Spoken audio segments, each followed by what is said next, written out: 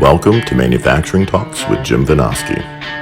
Industry has a million cool stories, and Jim talks to the movers and shakers who are making them happen.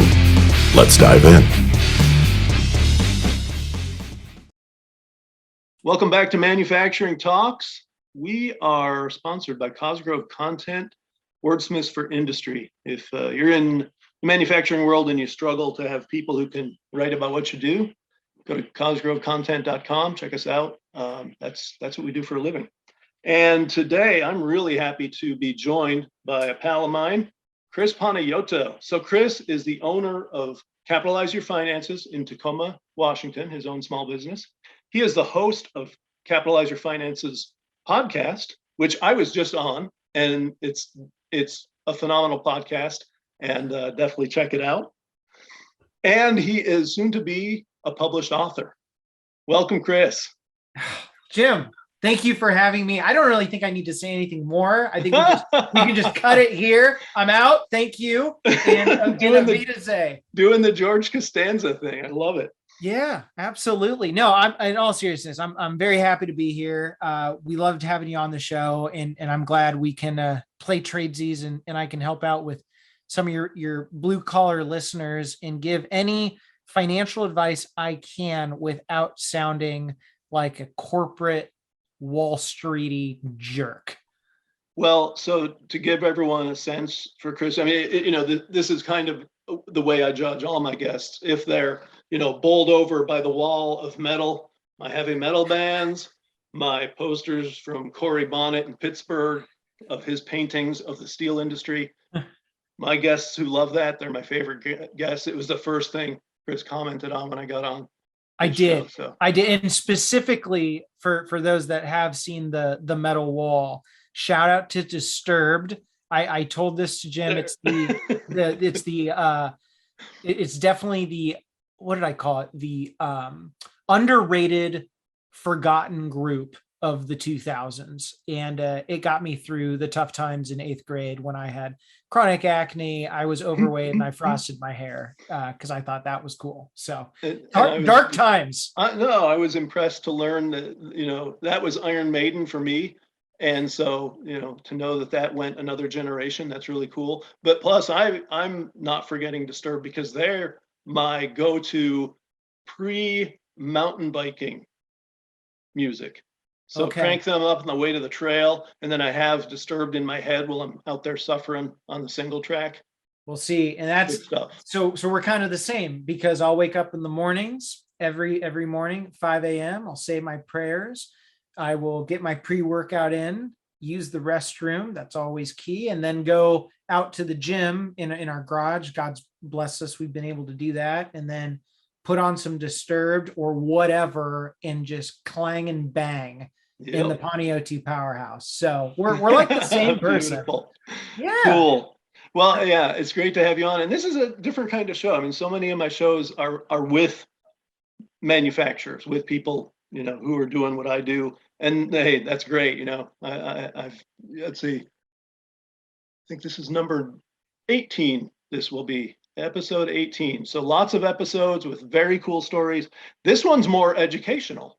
And so you might have figured from the title of Chris's podcast and the name of his company, what he does and, helps people with their businesses. And so, so many of those people I talk to do have their own businesses, a lot of them in startup mode, and I know you can help them out. So, I mean, before we do that, tell me how you got here. What's your background and how'd you land on the business owner's finance end of things? Yeah. So background, before we get into the background, which I'll bullet point it, I could selfishly just plug the show and say, go to Spotify and listen to Capitalize Your Finances, How I Became a Capitalizer, but I'm not going to do that. You just did. I saw that.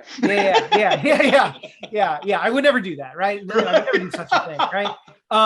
So Capitalize Your Finances, the whole premise of both my business, the show, and my eventual book, Capitalize Your Finances, is being Christopher Panagiotu, the Cap and Capitalize. I've been blessed to be placed on earth and educate everyone how to capitalize on every aspect of the dollar that you need to know about. So I've got my own framework. That's all fun and dandy. But as far as my background goes, to bullet point it, I've invested for many, many years, started working at two of the largest firms in the world in financial advising, not really planning, but financial advising. When I was 18, I had an internship, graduated from the prestigious University of Oregon, in and out in 3 years, worked for Go another Ducks. one. Yep. Go Ducks. Of course. I mean, let's, call a spade a spade, but, and then once I realized that the big firm thing in corporate world was really not me, God blessed me with an amazing family business that I worked for a little under 7 years, and it was awesome. And that inspired me to start Capitalize Your Finances. And that's really how I got to where I am. And as far as what I do, before we get into the guts of the show, about 70% of what I do is personal planning for everyday people. And the other 30% is constructing retirement plans for businesses. And I think as of now, normally you're supposed to track this day to day, but life is a blur. I think we oversee, my assistant and I, $130 million right now. And it's been a blessing. I mean, it's been an absolute blessing, basically starting from zero, worked from that family firm and basically grew the business within a business, not to foreshadow what we were going to talk about. And then just having an amazing conversation with our old chairman about just growth, and he being accepting enough to receive that and coming to an agreement with it. It's really been beautiful to see the growth on my end, see the growth that they've allowed me to kind of reap the reward with, and kind of go from there. So that's my background. That's my bullet point of who I am and what the heck I'm all about.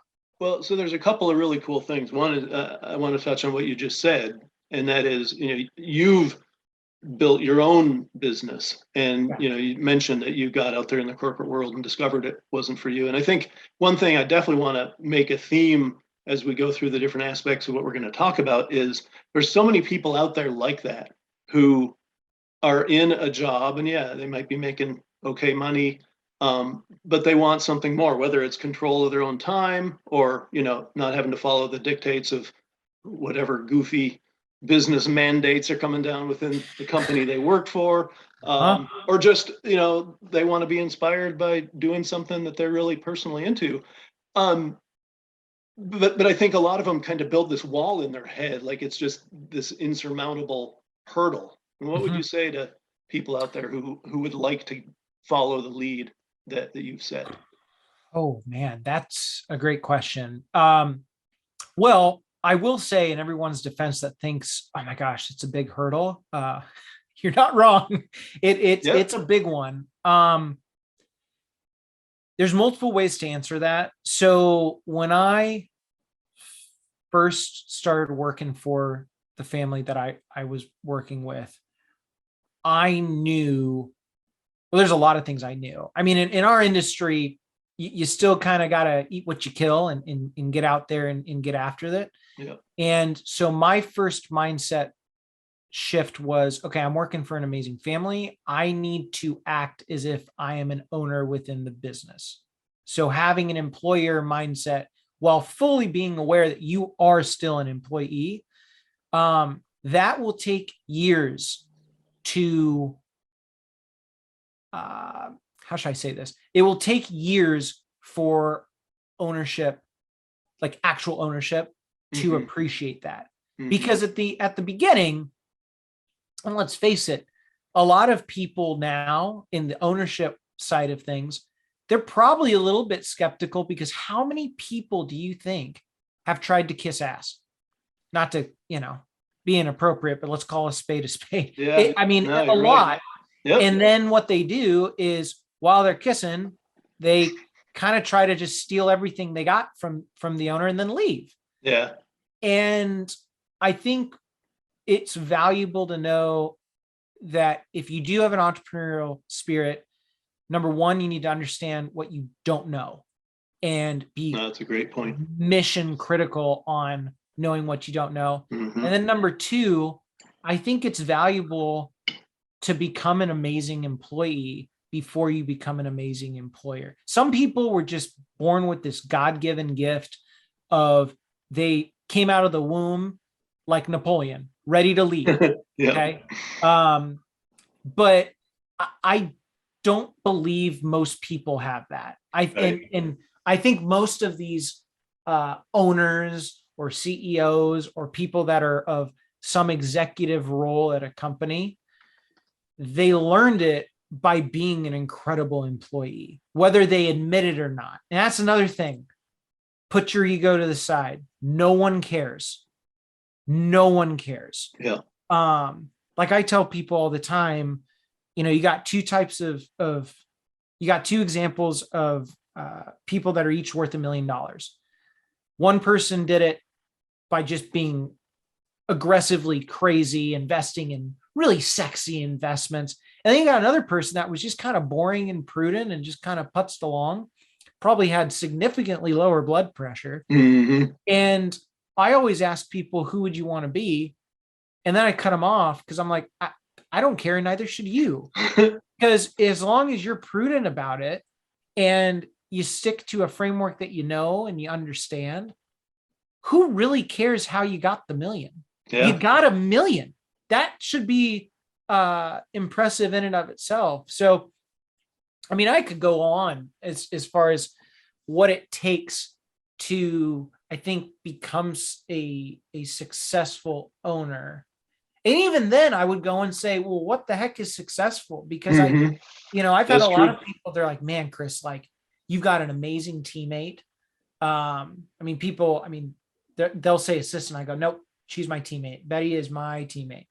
And I think it's, you got to remind yourself that, you know what, like other people might think I'm successful, but internally, I still feel like I did when I first started in the business, where you have no knowledge, you've really no hope, other than the faith that you're gonna figure this out somehow.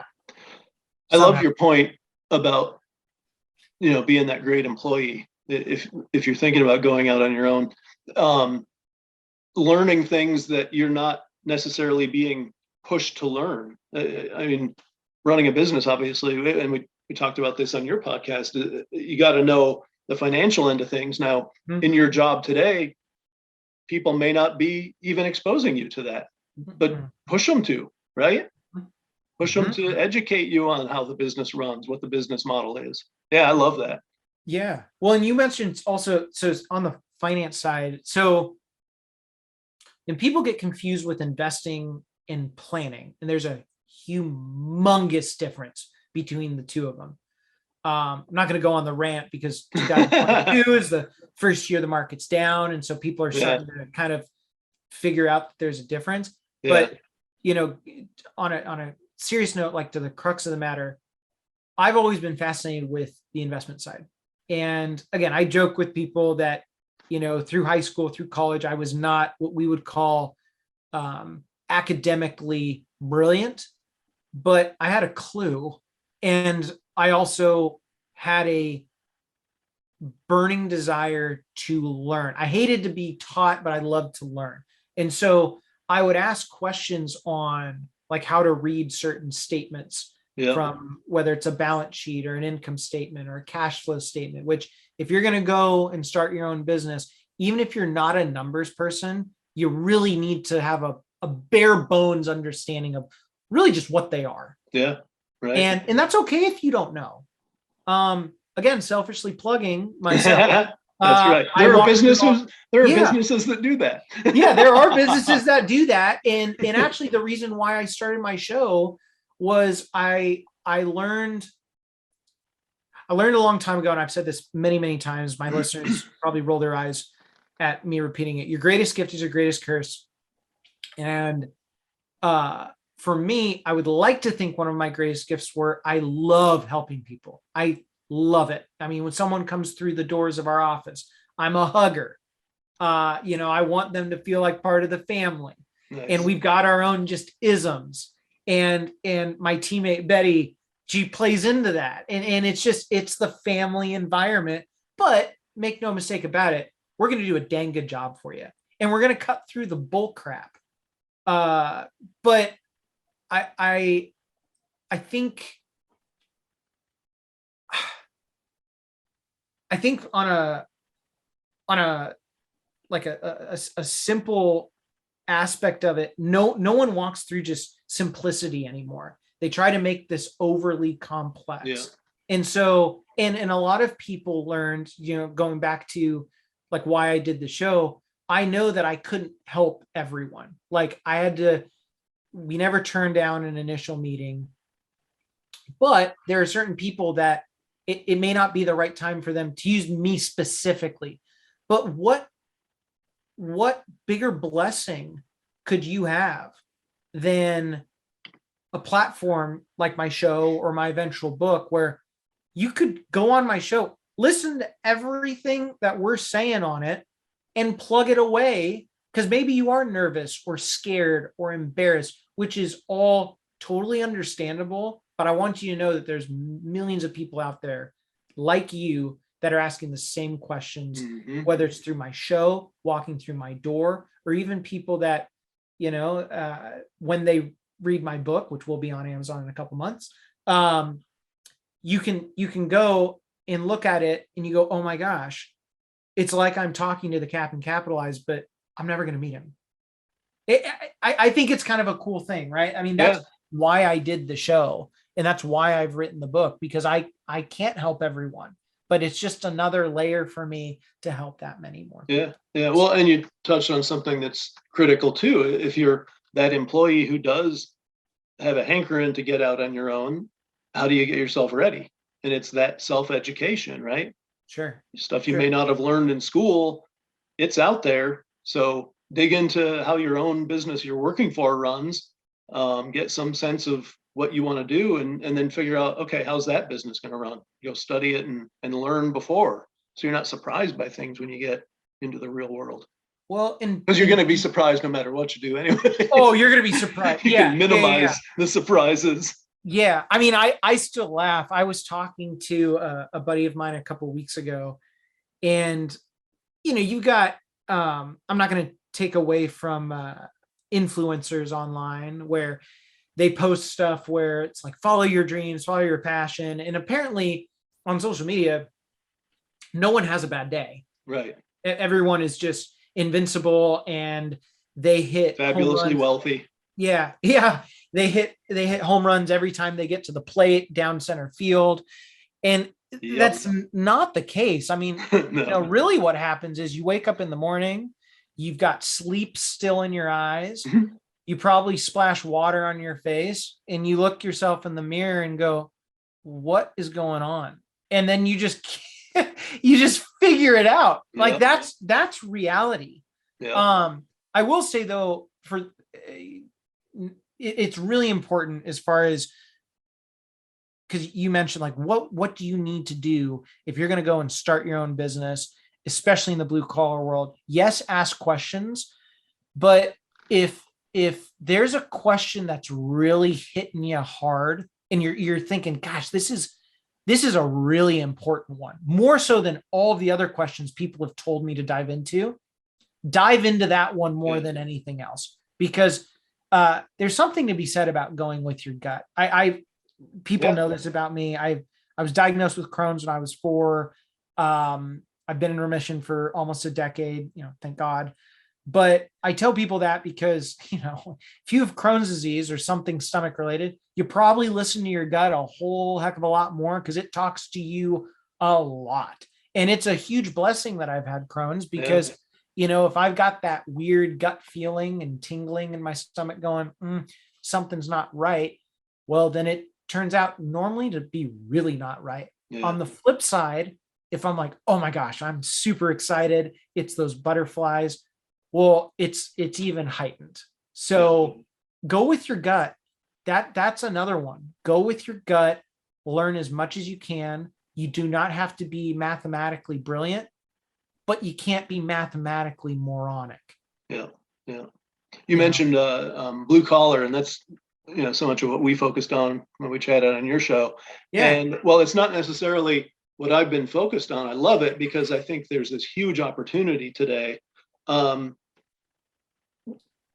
you think about kind of the state of the world with blue collar business in particular, what are maybe the top 1, 2, 3 things that people in that end who might be either in a business or thinking about starting a business, what should they be thinking about? Oh man. So top 1, I'm glad you gave me a number, 1, 2, or 3. Yeah. So well, a couple things. So you and I both know this, and your listeners know this. If you are deciding to just go out of high school or go out swinging, come out of high school and get into the trades, or you want to further your education to a trade school, I think there's a lot of value in both of those. Mm-hmm. And so I'd say that the number one thing that you would need to know is, to the best of your abilities, figure out what specific trade you want to go into, or manufacturing job or blue collar role you want to go into. I can tell you, and this is where it gets a little gray, because some people knock like, oh my gosh, I went to college and I never used this degree and it was a useless degree, whatever. I think on the surface level, it's really easy to say, oh, well, you went and studied, I don't know, basket weaving or poetry, and it didn't do anything for you. But for a lot of those people that have become successful, and maybe they did study poetry, it led them to it. However, it kind of pays to, using the baseball analogy, hit singles and doubles. And so coming out of school, going back to that first point, have a pretty good idea of what you want to start in, and the world's going to take you where you need to go. Mm-hmm. I would say number 2, have a basic understanding of the cost of your trade school in relation to what you're going to be earning. So in our world, when it comes to like investing clients' money, which is part of the planning process, we try to invest and earn someone a return over time. And I tell people, and this is not just me, Charlie Munger has said this for years, if you can earn net after tax, so after you've paid taxes to the big man, all that, 6% on your money, in the long run, you cannot help but be successful. Now, let's use real numbers here. So let's say you're coming out of school. In trade school, how long is trade school? What, 2-3 years, depending on the trade, right? So let's say it's 3 years. And this is blanket math. If you got any academics that just hack into your show and they just nerd out, just get out of here, okay? We're making this easy math for people getting into the industry. So let's say it's what, $5,000 a year for trade school, something like that, okay? Congratulations. So that's $15,000. Okay. Well, $15,000. Let's say in the first 3 years out of school, you're a apprentice or journeyman or whatever. And let's say you're earning 70,000, right? Well, $70,000 times 3, that's $210,000 over a 3-year period. Well, you divide that by $15,000. It's a 1,400% rate of return on your money. So a lot of people will tell you, well, just invest in yourself. That's the right thing to do. But no one really knows what the hell that actually means. Yeah. So now you've actually got some quantifiable proof of, wow, I'm really not paying a lot relative to what I'm going to earn. And I think if you can take that understanding and carry it for the rest of your life into your business, you cannot help yourself to being wildly financially successful, because most people don't understand that. Well, clearly, because we've gotten so upside down on it on the other side of the coin with college. And you've got kids coming out of school now with 6 figures debt, and their job opportunities are like, 50,000, 60,000 a year. Yeah. Now, what's that rate of return? And that's I think a piece of, the education that we used to have that's kind of gone away is how to understand, it's not an investment just because you call it an investment, right? Just like you just proved, unless you can put real numbers to it and show the benefit, the gain. Sure. Well, I would actually respectfully disagree. Everything is an investment. It's whether it's a good investment. Yeah, that's right? Absolutely right. Yeah. And look, I loved my time at University of Oregon. I, got my, for my financial planning designations and retirement planning designations, which I even hate saying like my designations because it's the alphabet soup, but Yep. I do think there's value in it, in going to the College of Financial Planning for that and in studying those books. It was, in one instance, sure, it's a means to an ends because you got to do what you got to do, but there is value to being very specific in what you're doing, which is what I do. I would say that in college, I gotta be careful with this, but there's a lot of degrees out there that have a tremendous amount of value behind it. So if you're going to get into engineering, you're probably going to need to pony up, go to school. I will tell you, the payout will be there. Yep. If you go and get general business, like a general business degree, or even communications, it's good to be able to communicate. I mean, there's a lot of money out there because how many people have gone through the process of hiring someone because they know how to communicate? It sounds really simple, but it's pretty surface level. Or a doctor. Well, and I work with people in that field all the time. Most of my ideas for my Forbes articles come through PR people. Guess what they are? Yeah. Communication majors.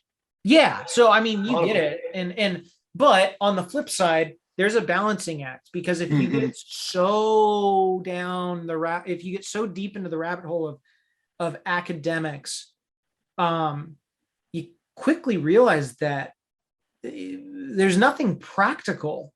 I always tell people and I'm a football fan, as you know, so it's kind of a law if you go to University of Oregon to be a football fan. Right. So you think of the goalposts, right? On one side, it's academic, and then the other side, it's emotional. My goal is to kick a field goal in the uprights for every single person that walks through the door. And that is very difficult to do. Yeah. But I would tell you that once you've got an understanding coming out of school of where you want to go,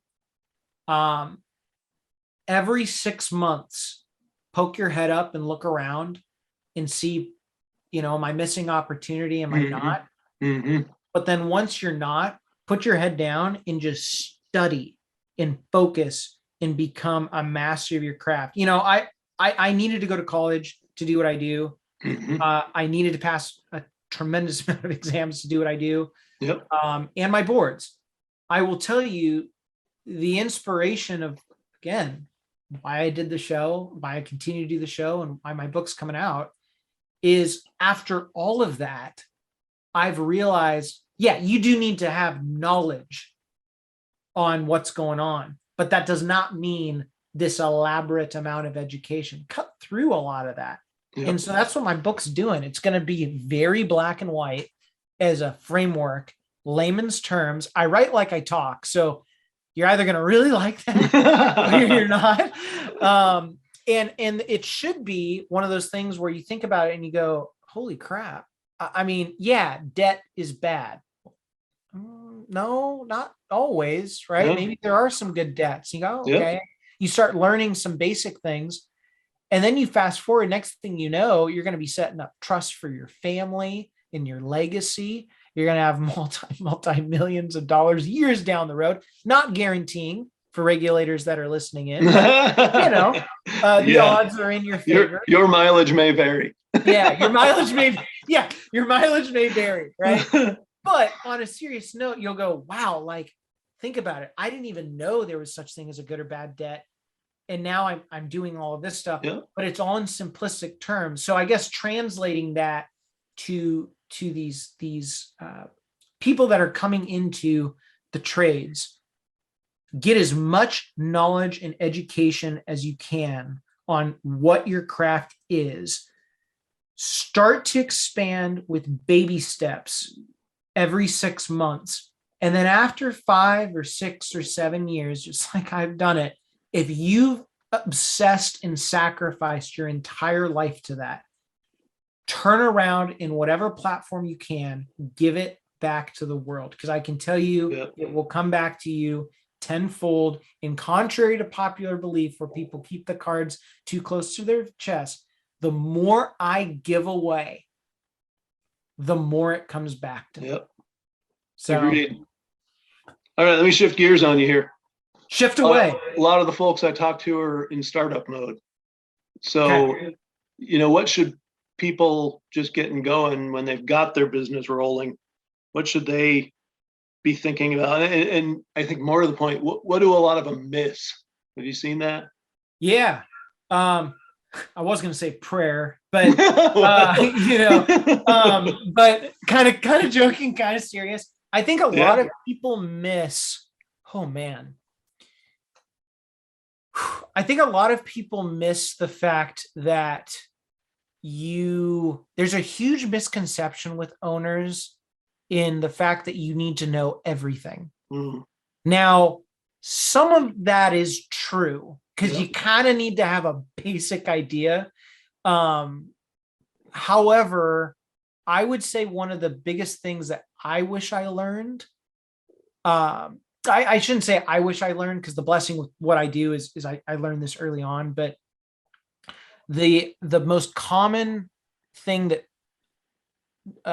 clients that come to me talk about that do run their own businesses, they wish that they had a great team around them at the beginning. So what does that mean? Well, if you're going to start a business, you can do it under your name. Again, I'm not giving tax advice here, or you could set up a corporation. Well, you're probably going to need a CPA for that.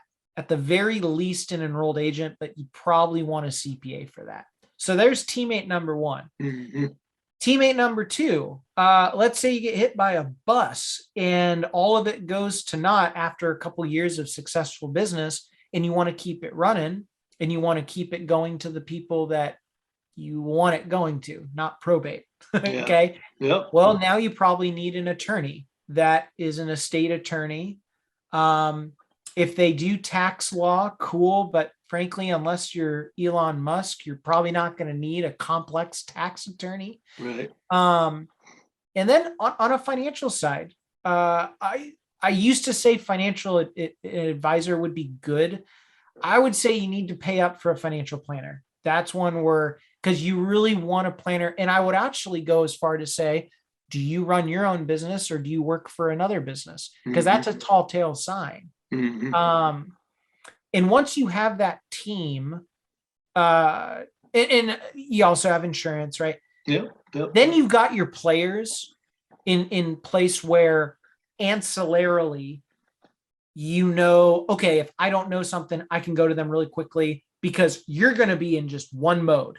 I can tell you right now, you're going to know your craft, you're going to love it, and you're going to be broke as hell because you just started your business. So you want to offset and outsource as much of that as possible so you can focus on building your brand. But really, what does that mean? It means putting food on the table for yourself. Right. Yep. Right. I mean, I'm blessed to be married to the most amazing woman in the world.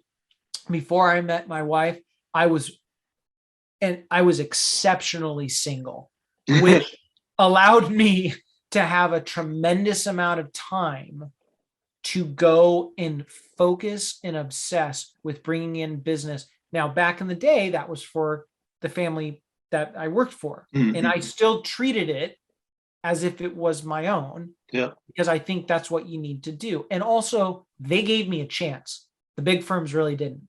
So I owed that to them. I owed that in my mind.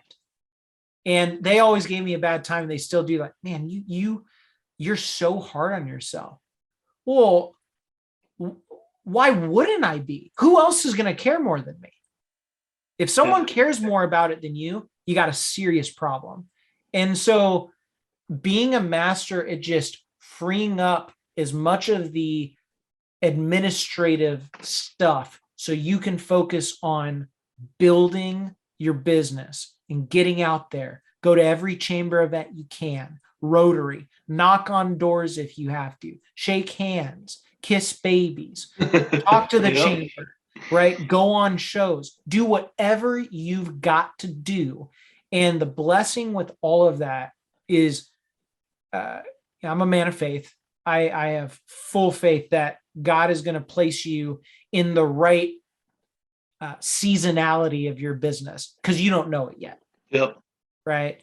So that's what I would do. Surround yourself with great people that you know are going to help you in things that maybe admittedly you're not great at. Right. Yeah. Great advice. All right. So the book's coming when? To be determined. We're going to have pre-order come out, I believe, in July, and then we're going to try to get it out before the summer's out. But for sure by the time the fall comes around. Awesome. And so we will definitely keep you posted on that. Yeah, please do. Congratulations in advance. What's after the book? You got any plans for what's next? Holy cow. Probably a nap, if you want me to be honest. You'll have earned it. Yeah. I mean, I was talking to my publisher about that. That's one thing. Like, whether you go into trades, planning, what you do, I feel like you could read some books out there and kind of get 80% of it, right? If you've committed to it. Yep. I got to tell you, there is nothing out there that guides you really on how to self-publish a book. There is nothing. So all those bits and pieces, it's been exhausting. After I'm done with that, I really just want to enjoy, because at the end of the day, because people think, oh, my show's my big thing because it started to grow in books. No, at the end of the day, I'm a planner. I run my business. I love it. I love my clients. I'd like to think they love me. I know they love me this year. But I really just want to enjoy my time this year, continue to get the book out there. We do have a couple books that the Cap and Capitalize has up his sleeves, but I can't give everything away because then that would just be boring. No, that's fine. All right. So where do people find you? Yes. So as far as my show, head on over to Spotify, type in Capitalize Your Finances. You can listen to every episode that I have coming out every other Monday.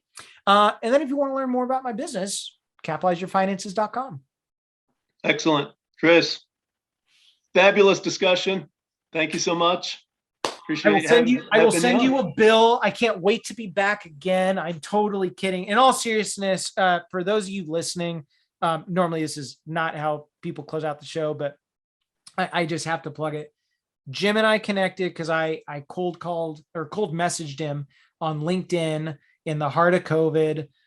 Everyone else was freaking out, and I owe Jim a lot because he was a guy that gave me a chance to talk to someone, a chance to meet someone. I am a little bit younger than Jim. Jim is what we call more vintage. Okay. But he lent a hand to someone that, I was coming out of the pandemic, and I was continuously trying to build myself up, and he saw that. So for those of you that are listening, be like Jim. That's probably the best advice. And I'm right there with your philosophy of give it away, give back. We're here not to hoard for ourselves. We're here to help the folks around us. Yeah. So glad to be of service, and we'll be in touch. Yes. Thanks again, Chris. Thank you. Thanks for tuning in to Manufacturing Talks with Jim Vanoski. Watch for new episodes dropping on the first and third Tuesdays of every month.